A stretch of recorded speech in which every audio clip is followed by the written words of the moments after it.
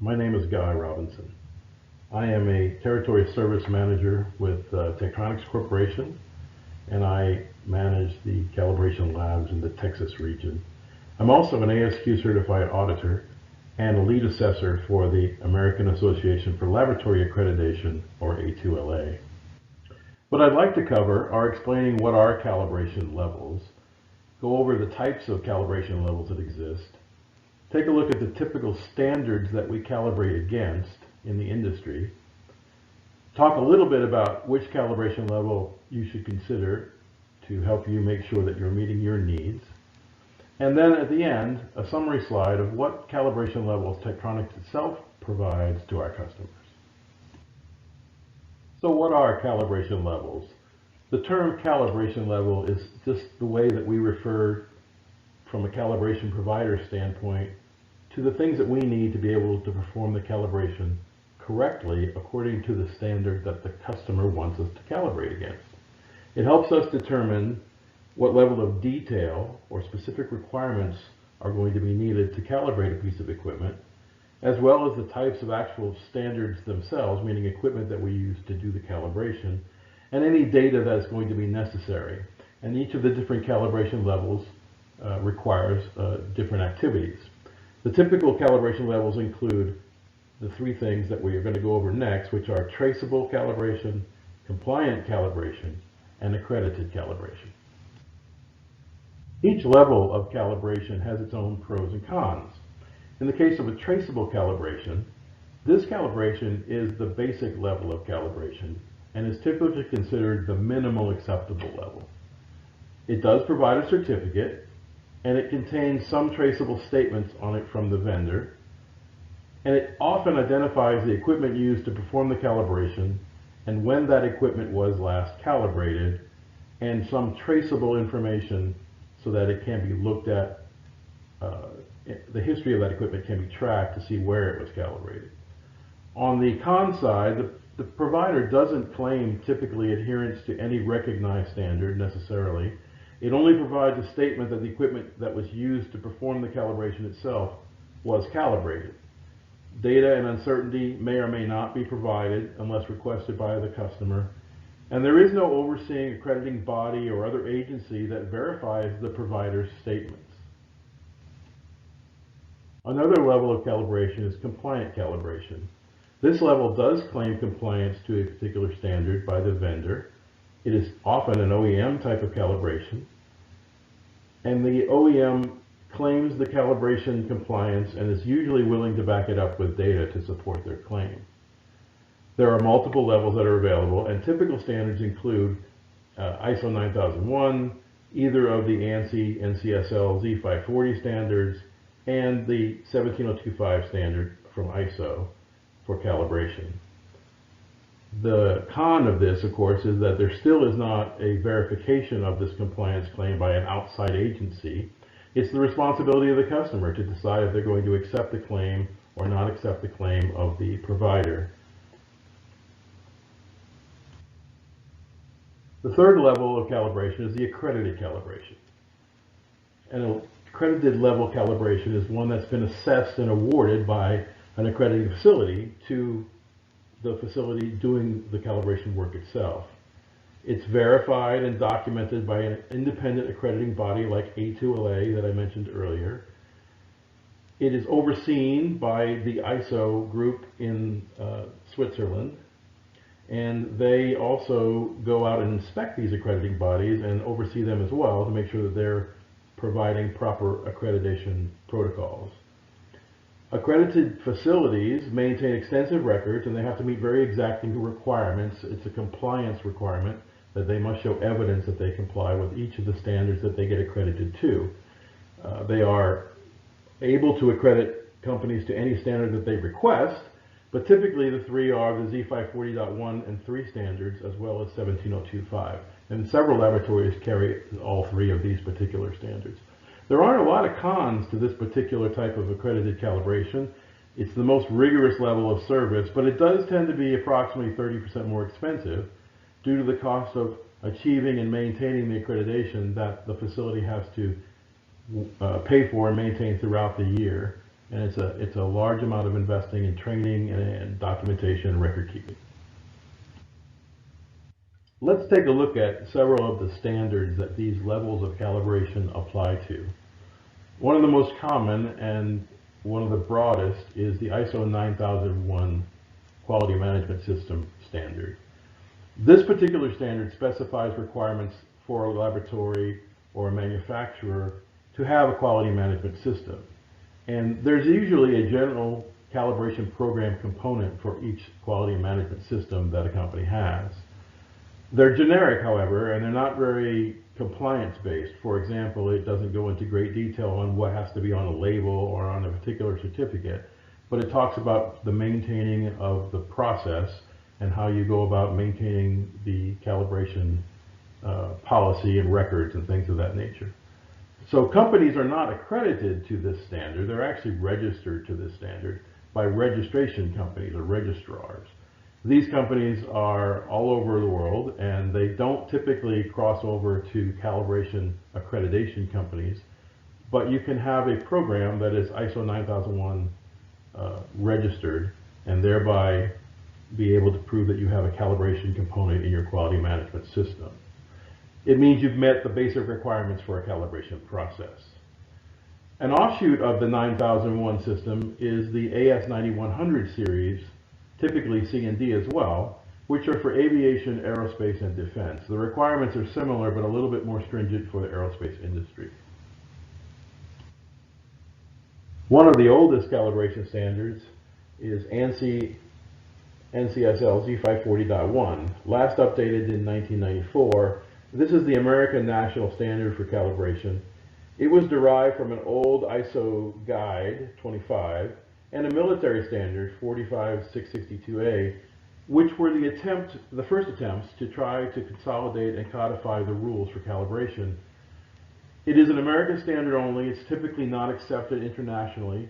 It was withdrawn and superseded by a part of 17025 and also a part of the new Z540.3. However, it's still requested and adopted and accepted by the vast majority of American manufacturers because of its practicality, and it meets the needs that they require for their customers. So even though it is in fact withdrawn, it's or superseded, it's still used. Data typically is requested by the customer. If not, it's a pass-fail, out of tolerance type of calibration. And uncertainties are required. They're required to keep the uncertainties, and they're available should the customer ask for them. Several calibration providers add Z540.1 to their accreditation certificates and get accredited by an accreditation body so that they can have accreditation not only for ISO 17025 but for this American standard as well.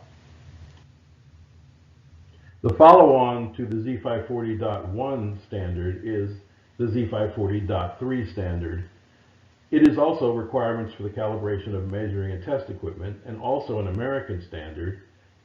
It was published as an attempt to incorporate certain parts of risk analysis and probability of false acceptance, PFA, which is the probability that I will actually pass something that isn't very good. It's not typically accepted internationally again, but it's widely requested only by the military and by the aerospace customers. It's not something that is taken off and has the same level of request as Z540.1.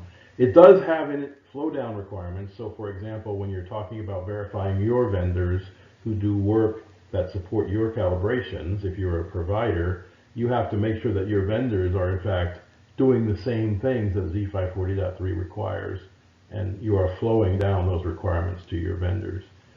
It was withdrawn, as I said, as an active standard and superseded by the new version of 17025 2017. It will probably still be requested by some customers, but it will probably never rise to the same level of interest as Z540.1. Data and uncertainty are provided with this particular calibration, as well as that 2% probability of false acceptance analysis. The calibration standard that reflects the highest level of rigorous accreditation is the ISO 17025 2017 calibration requirement standard. It specifies specific and general requirements for competence of the people, the impartiality of the process, and consistent operation of the laboratories themselves.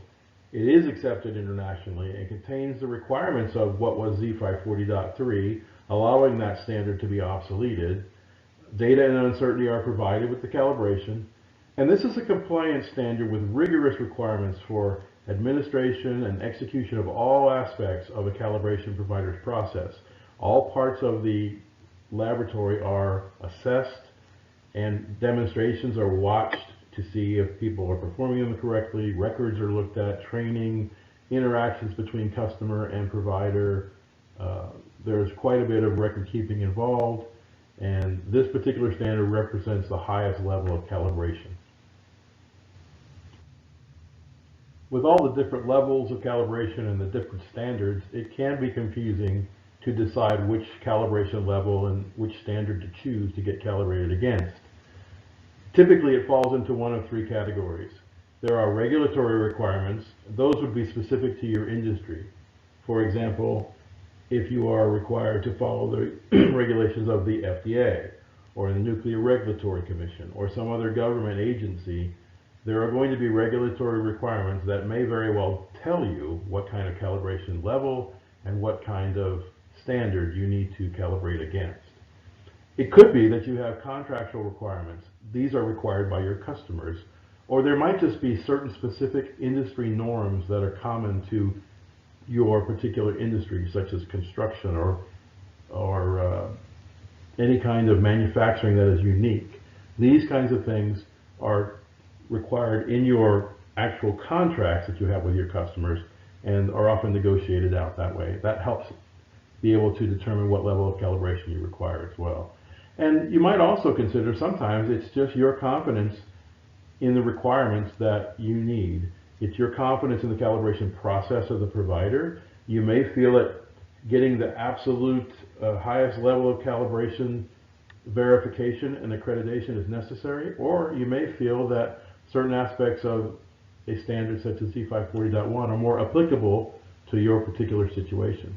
The choice is yours, but your provider can work with you to determine which would be best for your application. You may be wondering, what levels of calibration does Tektronix provide? Well, I've got a slide here that sort of demonstrates that aspect of it. It shows you the various standards that we've actually been talking about across the top, and then it talks about the different parts of those standards, the delivery method, how we do the certificate, whether or not the data is provided, whether or not uncertainties are provided, whether or not you have a logo on the certificate, etc., on the left-hand side. And you'll be able to look at that and see what processes are actually completed by Tektronix itself in each of these major areas. This is available on our website at tech.com, and you can look at it in the calibration area. And this will maybe help you cross-reference the type of standard versus the type of items that you require for your particular application, whether you need to have certain statements on your certificate, whether you need to have data, whether you need to have guard banding done. It's really infinitely customizable to the customer, because you can ask for certain specific things, and we'll be able to incorporate that into a quote for service. And sometimes very specific requirements are asked for, and if we're able to deliver them, then of course we certainly will. But this gives you a pretty broad idea of the offerings that Tektronix has to help you meet your calibration needs. So in summary, choosing the correct calibration level for your needs helps ensure that you get the right calibration to meet the needs of your quality management system and for your customers. If you understand the difference between traceable, compliant, and accredited calibrations, this should help you be able to decide which is most appropriate. And understanding the different parts of the typical standards that are used in the calibration process should help you determine which of those standards might be best for your particular application. I hope you enjoyed the presentation. Thank you for your time, and I hope it was helpful.